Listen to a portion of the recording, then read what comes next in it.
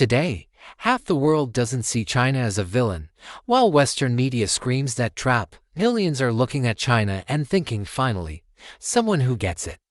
Someone who doesn't lecture us about democracy, someone who builds roads instead of reading us bed sheets of conditions. Trust isn't built on morality, it's built on experience. For billions whose families lived under colonial rule, the West left scars that never healed. This video about picking sides. It's about understanding why, as global power shifts, so many are choosing a path the West never saw coming. By 1914, Europeans had colonized nearly the entire world. Almost every corner of Africa, Asia, and Latin America spent generations being drained. Local economies were destroyed to serve foreign markets. While materials flowed out, profits flowed back to Europe. Civilizing, no exploiting. Independence after World War II didn't mean freedom. It meant you still had to sell your coffee and minerals to the same people who used to own you. Now, they just called it trade. The West pretends colonialism is ancient history. For people here, it's the reason their hospitals don't work and their borders make no sense. So when China shows up saying we were victims too, that hits different. They spent over a century carved up by foreign powers.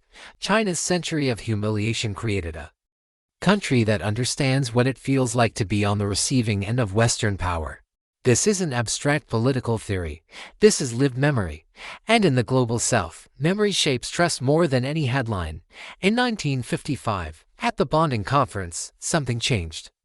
Chinese Premier Zhou Enlai advocated for a new principle, non-interference in internal affairs. This became the foundation: mutual respect, non-aggression, and equality. It sounds nice on paper, but in practice, it means we won't tell you how to run your country.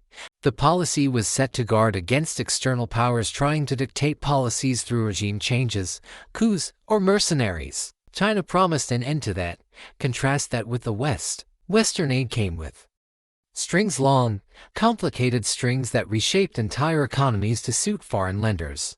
Want money from the World Bank? Here's 40 reforms. Need an IMF loan? Privatize your industries. Cut your healthcare. Open your markets. By the late 80s, Zambia's debt to the IMF was $7 billion. In return for relief, they adopted neoliberal policies. Their economy crashed. Their people suffered. So when China says no conditions, countries hear no demands to slash your budget, no foreign consultants, just business. The Belt and Road Initiative, launched in 2013, is the most ambitious project on Earth. 150 countries have signed on because they are desperate. For infrastructure, Asia alone needs $26 trillion in investment to sustain growth. The West talks a good game, but China has spent $1.3 trillion in the global South in just 10 years. Western projects focus on capacity building, important, but invisible. When a Chinese railway connects your country for the first time, your life changes immediately.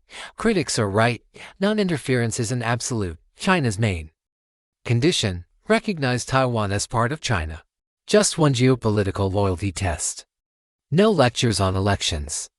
For leaders tired of being told they are too corrupt or too backward for help, China's approach feels like respect. Whether it is or isn't, perception matters. It's not that they love China, it's that they have leverage. For the first time in decades, they can play both sides to get the best deal for their own people. Is China perfect? No. Debt is real. Some projects fail. But China doesn't pretend to be on a moral mission. It's a deal: we build, you give access. Take it or leave it.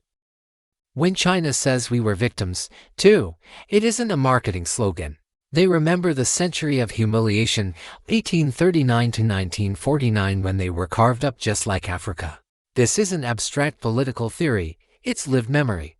And in the global South, memory shapes trust. They see a country that escaped the trap they are still in. China built its foreign policy around one promise: we won't tell you how to run your country. To a leader tired of being treated like a student, that sounds like respect. Trusting China doesn't mean they are better. It means the West burned its credibility. For a century, the West promised civilization while extracting wealth. In the end, it's about who shows up with a shovel when you're tired of being told why you don't deserve one. It's about visible results over invisible values. Thank you for watching. If you like it, subscribe the channel for more real-world facts.